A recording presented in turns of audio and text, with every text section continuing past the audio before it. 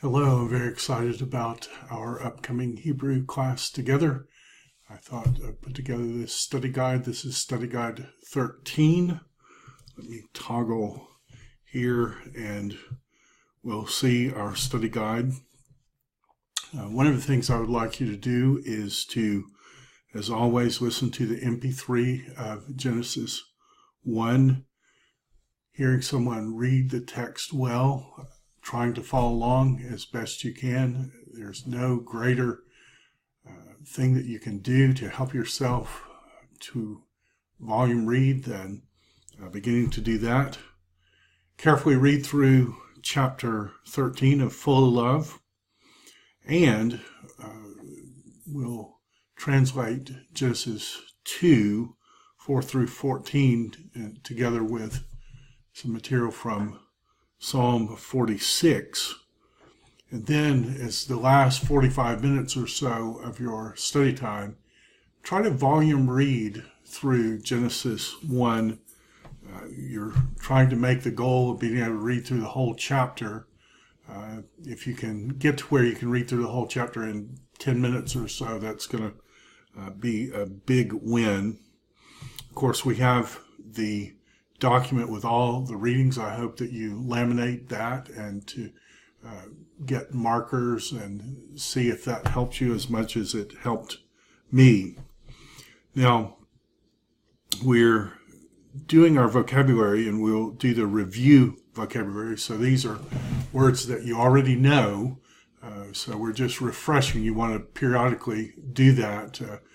You spent much time learning them. Now we're refreshing just a bit. So these 26 through 50, Eretz, land or earth, bo, go in, bring, let come, means all those things. Ish is man, Yom is day, Melech, king. So Elimelech is my God is king. Avimelech, Abimelech, my dad is king. Elohim we know, plural of Eloah.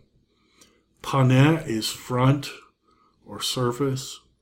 Natan is give or place. Buy it. What do you do with a house? You buy it. People. Halak, go or walk, and see all these words thousands of times. Yad, hand. Yad Vashem, hand in the name. That's the name of the Jewish Holocaust Museum. 8, plowshare. So new word for 8 for us. Davar, word, deed, thing. Nachnu, we. Zeh, this. Ra'ah is see.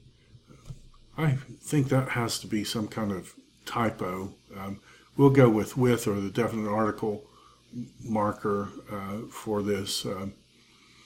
Zeh, this. Ra'ah, see. Davar, speak. Hine with a hey, behold. Ad as far as of, father. Shema, hear. Yatsah, bring forth. Ir is town, and lakach is take. So you want to go over these 25. You should know most of them already. And then our new vocabulary, kara. The first meaning of kara is call. The second is encounter or befall. Rishon is first. Reshit, you can hear the similarity. Bereshit bara Elohim. Nasi is chief. Bin Yamin, son of my right hand, Benjamin.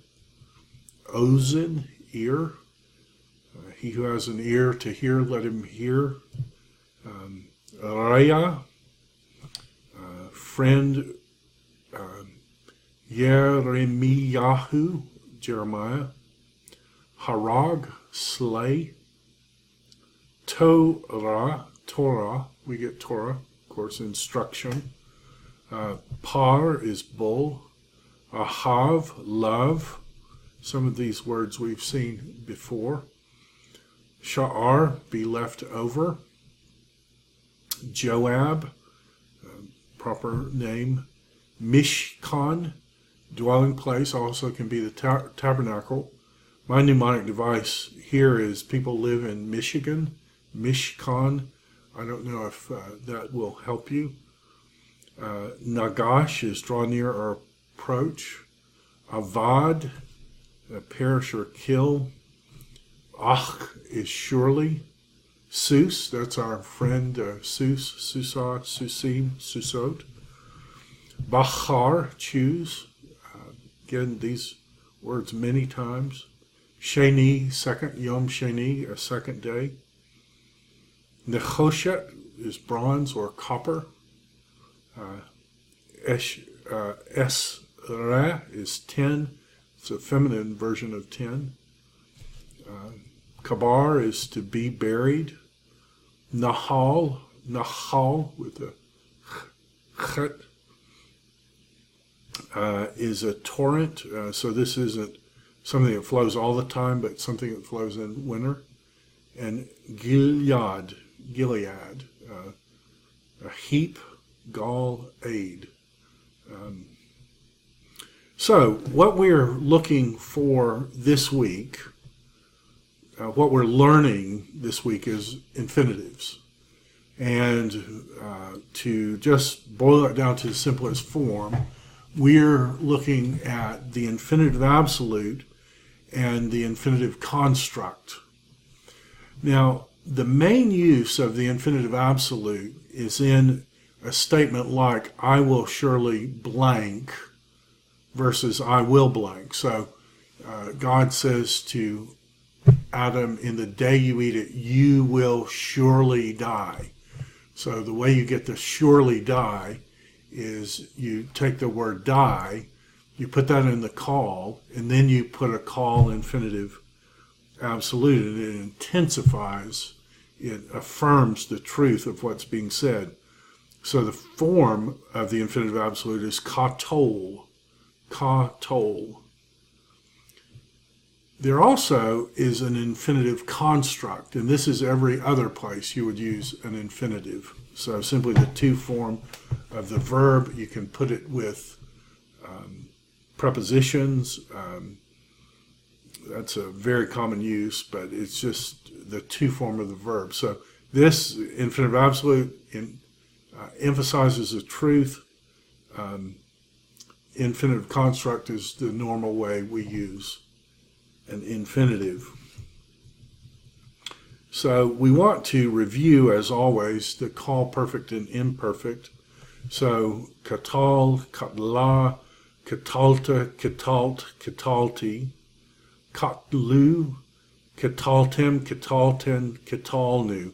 So you want to practice writing that out. This is solid rock, bedrock, foundation. We'll build off this, so review this. You should already have it memorized. Get where you can write it out.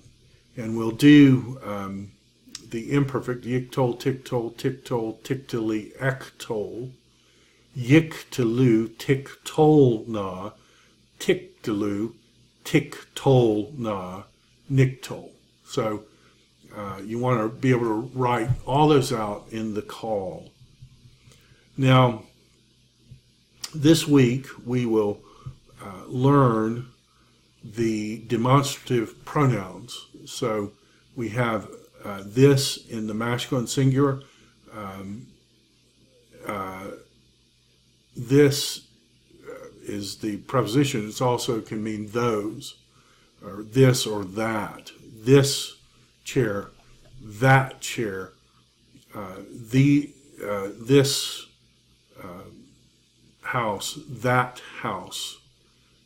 These are the singular of this. These are the plural of this. See, the masculine and the feminine are the same here. Haim and Hain, Hema and Haina. So get that chart down. That will be on the quiz. So now we're looking at the account of the Garden of Eden. And I think I will just pull up Bible Works and we'll read through that.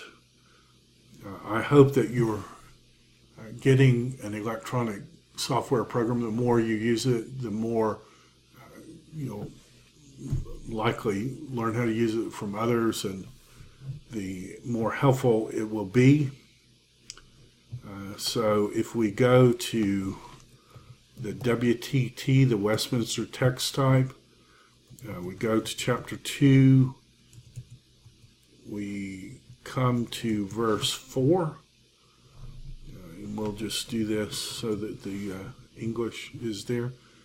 Ele toledoth hashamayim v'ha'aretz b'hi bar'am bayom esoth Adonai Elohim eretz v'shamayim. These are the toledoth. These are the toledoth of the heavens and the earth, in them to be made. So this is a nifal infinitive construct. So you can have an infinitive, absolute infinitive construct in any binyan. This is in the nifal. In thee, them to be created is what it literally says. I think in English we would say something like when they were created.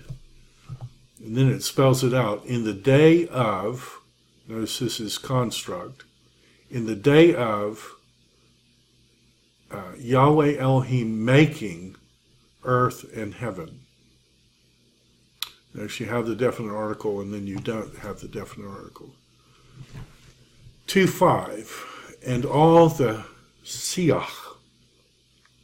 And there's a question what this means. Is this plants in general, or is this noxious plants? Some are going to take it as plants in general. I think Sailhammer takes it as noxious plants. Before the noxious plants of the field, before they were in the earth, so this is pre-fall, and all the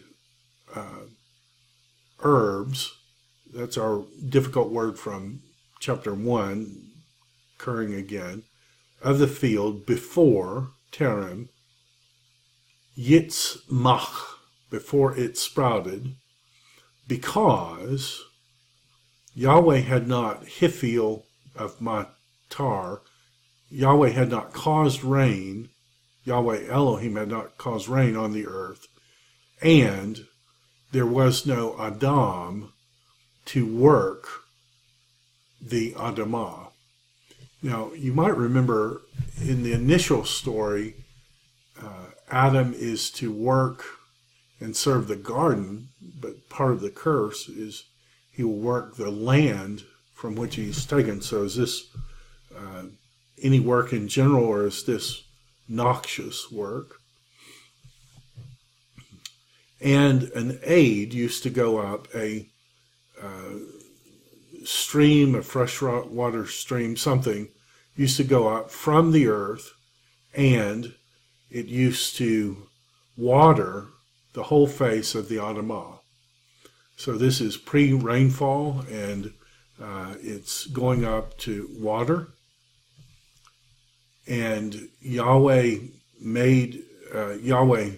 formed, so this is just a call converted imperfect. Yahweh Elohim formed the man as dust from the Adamah, and he blew in his nostrils, so see that's your formative, the nishmat chaim, the breath of life, and ha'adam became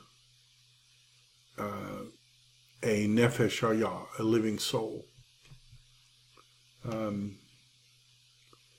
It's interesting to me that in the Septuagint, you have this word emphusiao for breathed into. What's interesting is that's the same word in Ezekiel 37 of God breathing into the dead army. This is New Covenant. Ezekiel was translated to say, and he infusioed into the dead. Of course, this is what Yahweh is doing in 2:7. But it's also what Jesus does when he breathes on the disciples in 20:22. So we've got some biblical theology going on there. Breathed into and man became living soul. And Yahweh, and this is a converted imperfect, but there is a question how you translate it. The Septuagint says, and he planted. If we just pull up all the English translations, you'll see the Lord planted, the Lord planted, the Lord planted. So that this is Targum Onkelos, English translation of the early Aramaic translation. Pseudo-Jonathan, a garden from Eden was just planted. So this is another Targum. Notice NLT, the Lord God planted. So do you see that there's a question? Is it he had previously done that, or is he doing it now? And of course that comes into play when people talk about how chapter 2 agrees with chapter 1. You could do it as a pluperfect. Douay-Rheims Apocrypha does it, which is the translation of the Vulgate. The Lord God had planted. So you see there's a lot of choice there. But Yahweh Elohim planted or had planted or just now planted a garden in Eden. Of course, Eden is the word pleasure, and it tells the orientation of it from the east. So God planted a garden in pleasure from the east, and he set there Ha-Adam, whom he had fashioned. Very interesting that this implies that man is created outside Eden and then brought in. And the Lord caused to sprout. This is a Hiphil, converted imperfect. Yahweh Elohim caused to sprout from the Adamah every tree, every desirous tree to see, and everything that was good for food. And the Eitz Ha-Chayim, the tree of light, plural, was Betok, was in the middle of Hagan, the garden. And the tree of the Ha-Da'ath, so Yada is know, so this is the tree of knowing, Tov Vara, good and evil. You know, this is an interesting thing to me. This says a river flowed out from Eden to cause watering with the garden, and from there it was divided, Niphal, and turned into 4 heads. Now, you might remember that Rashas don't normally get Dageshes. You're not supposed to put a Dagesh in a race. And notice there's a note here. WTS, Westminster Theological Seminary, reads the punctuation character, i.e. the makef here, differently in L than BHS does. Now, I'm assuming that BHS has the Dagesh. I'll have to look. But this is a case where we can actually do the text criticism for ourselves because we have access to the Leningrad Codex. So this is 210, so it's right here. And what we'll do is we'll turn the image labels off, and we'll do a zoom level. So we're at 25. Let's do 200. So here's what they're looking at. Nahar. So you see that Nahar. And they're seeing this. So the question is that a true dot, like this is, or is that a blotch on the manuscript? And same with here. I probably favor it being a stain, not a Dagesh. So if BHS has the Dagesh, I would probably side with Westminster here. A river went out from Eden to water the garden, and from there it was divided, and it turned into 4 heads. So, this should be easy enough. You want to find the Garden of Eden, find where one river splits into 4 rivers, and it's going to tell us where it is. And if we look, I think I have a PowerPoint of this. We just look on a map, and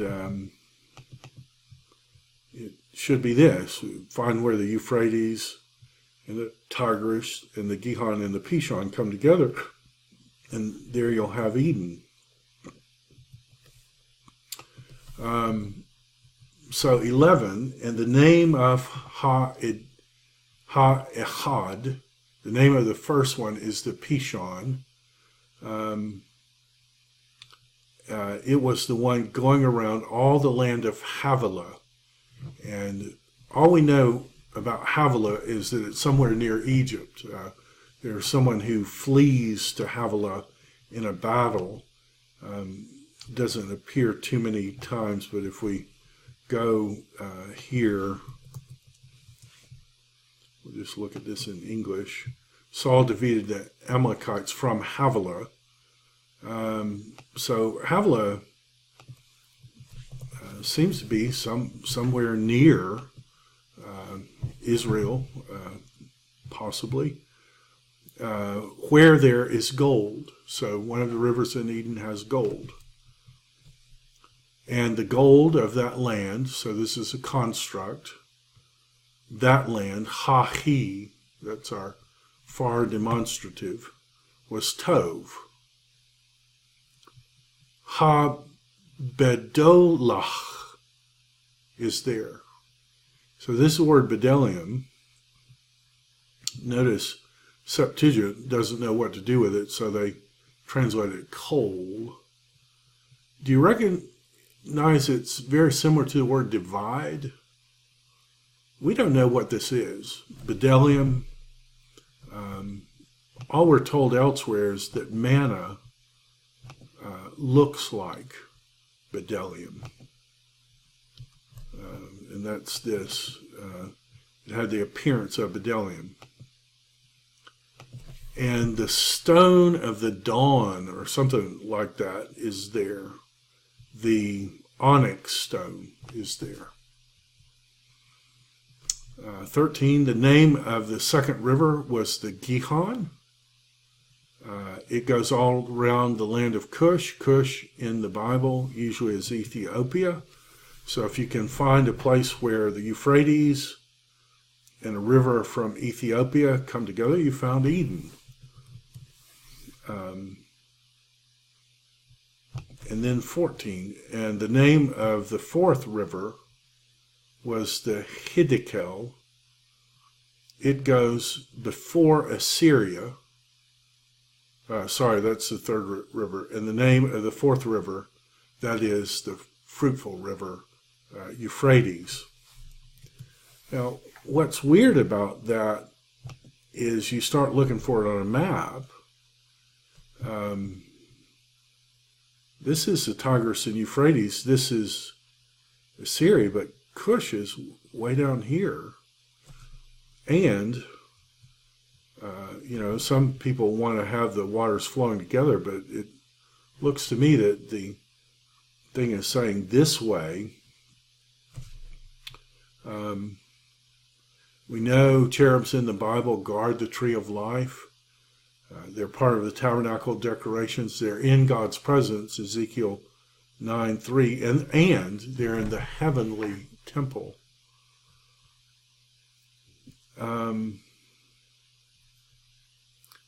The traditional locations for the Garden of Eden, most people put it here. Some put it here, some put it here. But the problem is that doesn't do anything about Cush and Havilah and elsewhere. There is another ancient suggestion, however, and that is that Eden is somehow connected with Jerusalem. And it seems to me that these texts will point us in that direction.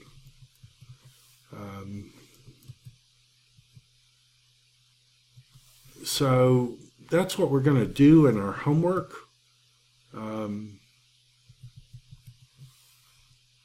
If we go to Psalm 46:5, that's in Hebrew. It's slightly different in English. But this says, "There is a river whose streams make glad the city of God. A holy one dwells, a holy place, the dwelling places of the Most High. There is a river whose streams," it seems like it's talking about Jerusalem. The problem is Jerusalem has no river. Or does it? Does it have a river in Ezekiel 47? Does heavenly Jerusalem have a river in Revelation? And we can see that if you want to do some extra credit, there are descriptions of this river. Well, I hope you have a great weekend. I hope this is encouraging to you, and I'm really looking forward to our time on Thursday.